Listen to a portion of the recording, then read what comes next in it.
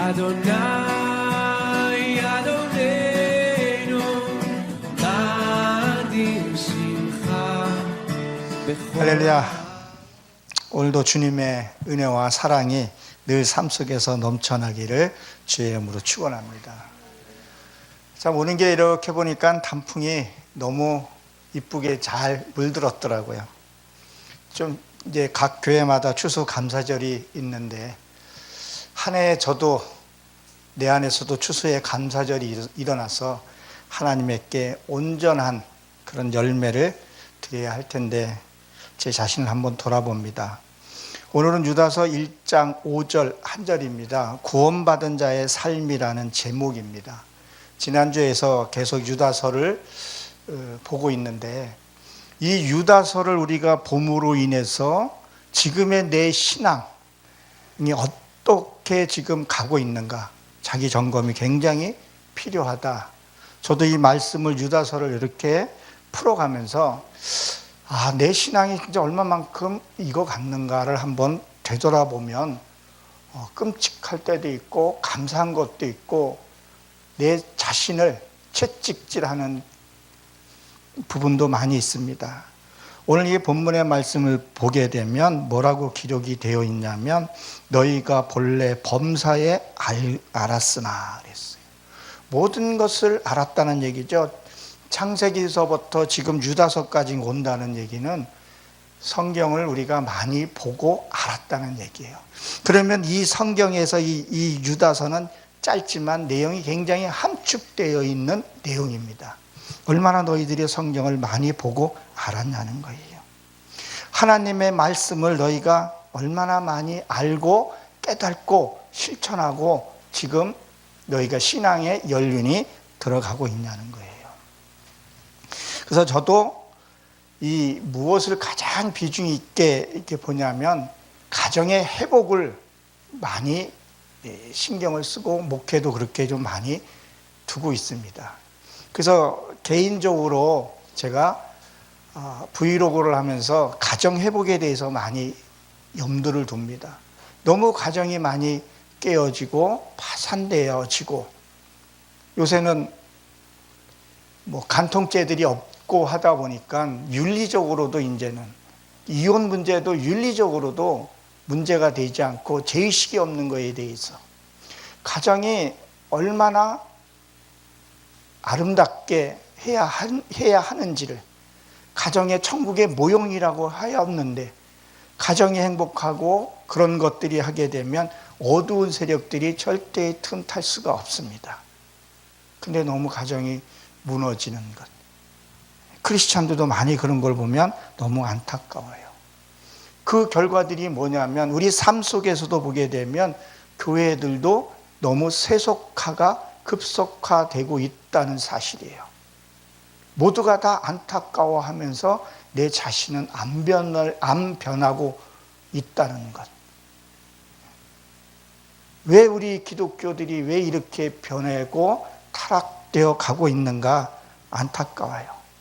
오늘 여기에서 본문에서 보게 되면 번역이 안 된 부분이 하나 있는데 네페시라는 단어가 하나 있는데 이 하나님의 모습, 하나님의 형상을 그것을 보지 못하고 있다는 것을 여기서 성경에서 얘기를 하고 있어요. 우리가 전도를 하거나 뭐를 할 때 안 믿는 사람들은 무엇을 보고 하나님을 믿어요? 하나님을 볼 수가 없어요. 전도자를 통해서 하나님을 믿는다는 거예요. 근데 전도하는 사람 모습 보면은 예수는 믿으라고 하는데 하나님의 모습을 볼 수 없다는 거예요. 그러니까 뭐라 그래요? 당신이나 믿으라고. 난 이렇게 살다가 인생 그냥 내 가고 싶은 대로 가겠다고 이렇게 어긋장 치는 경우도 있죠. 그리고 뭘로 지금 되고 있는 너무 물질 만능주의로 돼버렸다는 거예요. 말씀보다도 이제는 물질이 앞에 물질로 이렇게 하는 걸 보게 되면 가슴이 아프죠. 여기에 보게 되면 사실상 너희가 알았다는 거예요. 성경을 통해서 알았다는 거예요. 우리가 유치원 때부터 신앙, 종교 이런 걸 떠나서라도 서로 사랑하고 서로 협력하는 것은 기본적인 윤리요 도덕이라는 거예요. 근데 왜 이것이 성장해가면서 윤리와 도덕들이 사라져버리고 이기적으로 돼버린다는 거예요.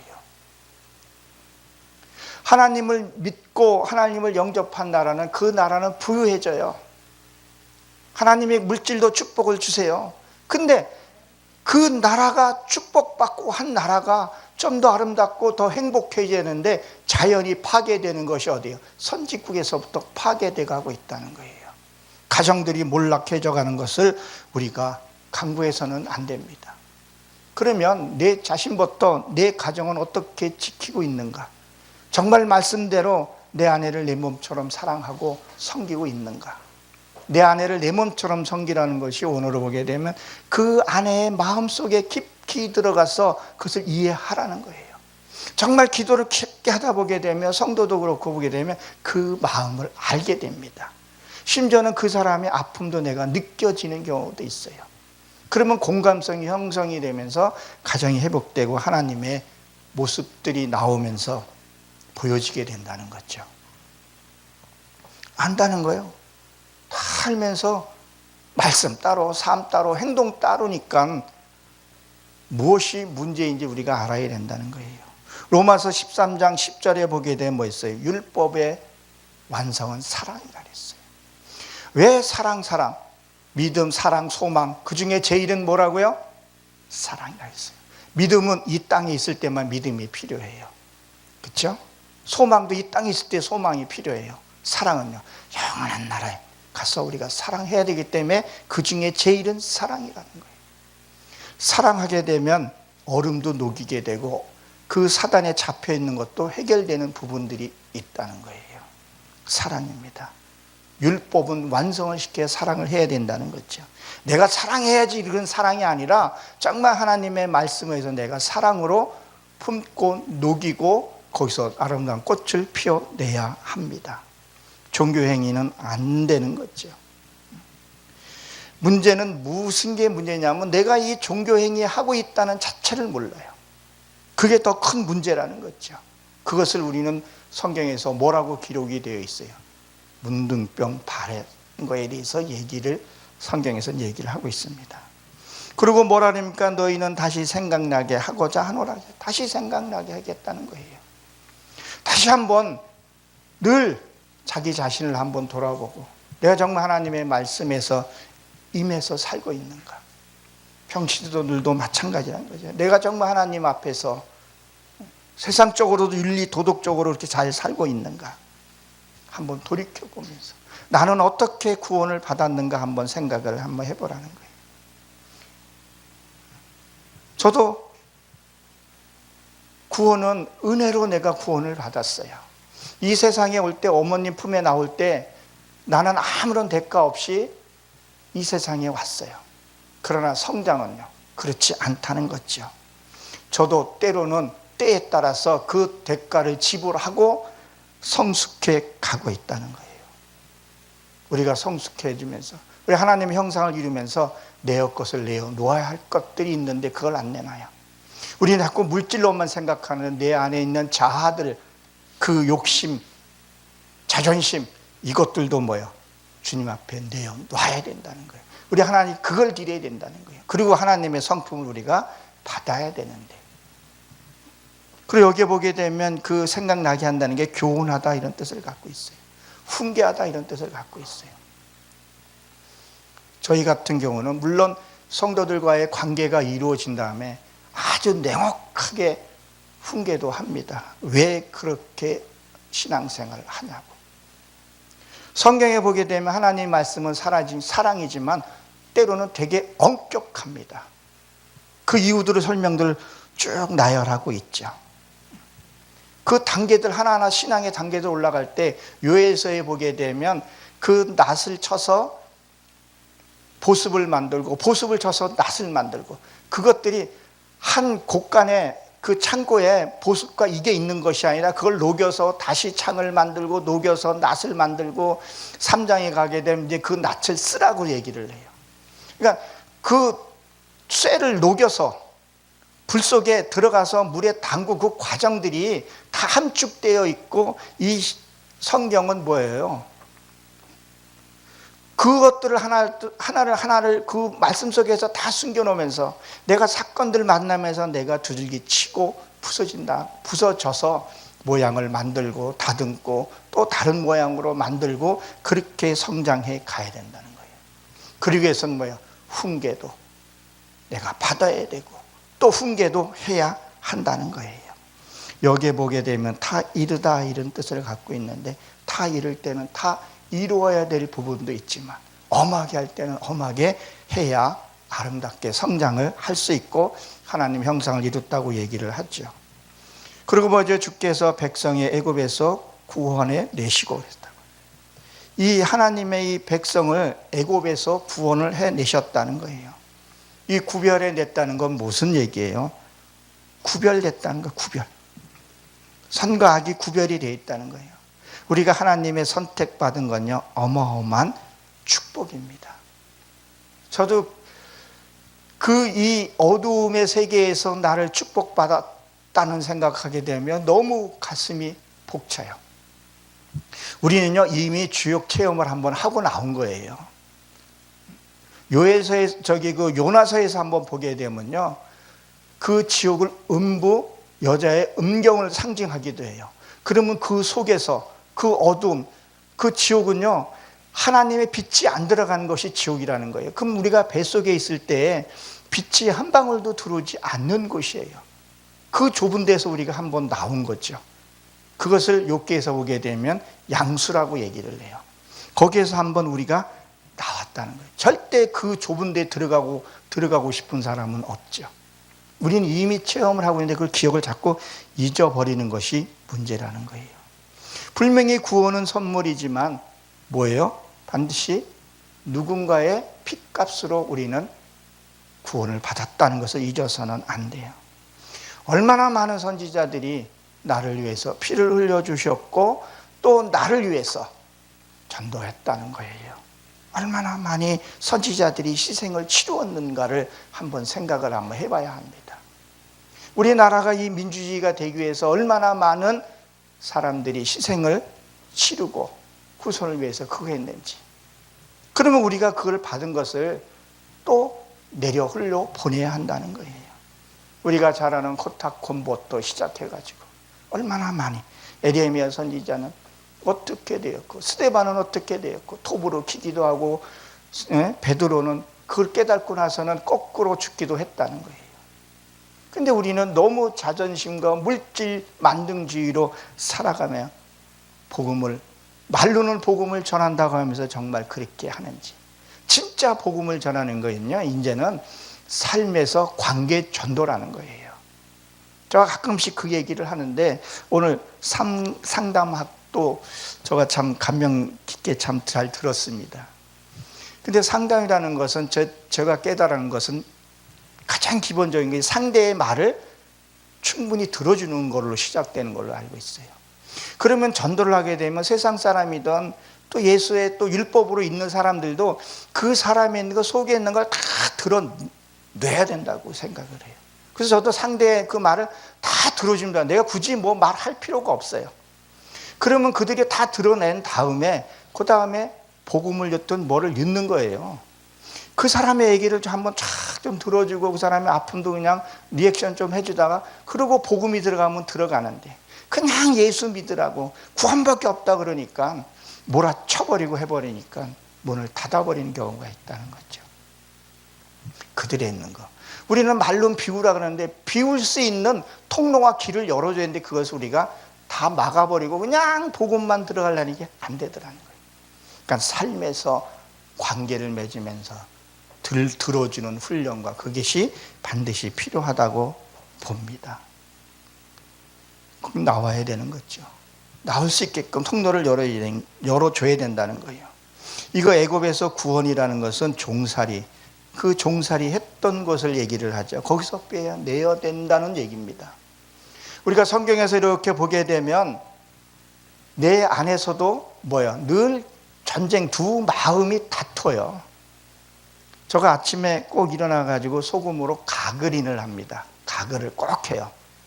근데 너무 이게 오래 하거나 하게 되면 이 내 안에 이 좋은 균, 그것도 잘못하면 소멸될 수 있기 때문에 적당하게 해야 한다 그러더라고요. 그러면 내 안에 있는 성품에서도요, 굉장한 전쟁이 늘 치루어지게 되고요. 그것을 우리가 고난이라고 얘기를 하죠. 그걸 싸워서 이겨야 용이 쫓겨나고 그리고 하나님의 사상이 이루어지는 것을 얘기를 합니다. 이 출애굽에서 이게 나올 때는요, 반드시 뭔가 10개 재앙을 통해서 이게 나와야 된다는 거예요. 싸워야 된다는 거예요. 창세기 15장 13절에 보게 되면 뭐라 했어요? 너희들이 애굽에 가서 몇 년을 종살이 해야 된다 그랬어요. 400년을 종살이 해야 한다고 얘기를 합니다.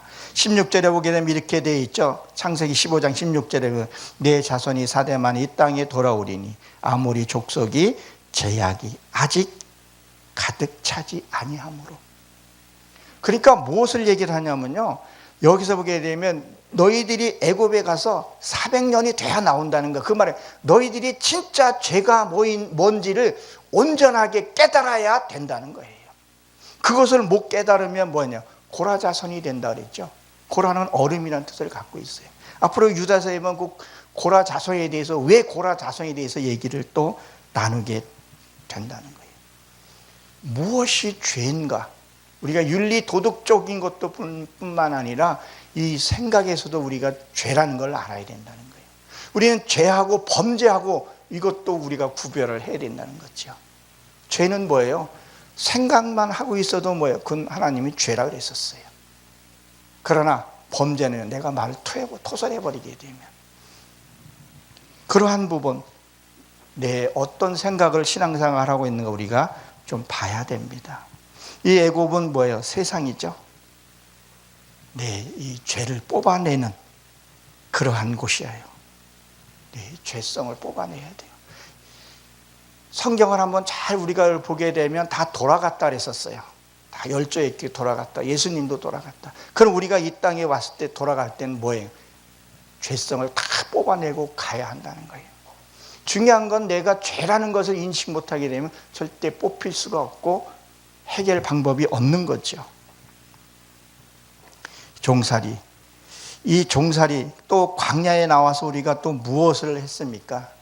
이 광야에 나와서는요, 광야에서는 가라 그러면 가고 응답받고 갔었어요. 기도하고.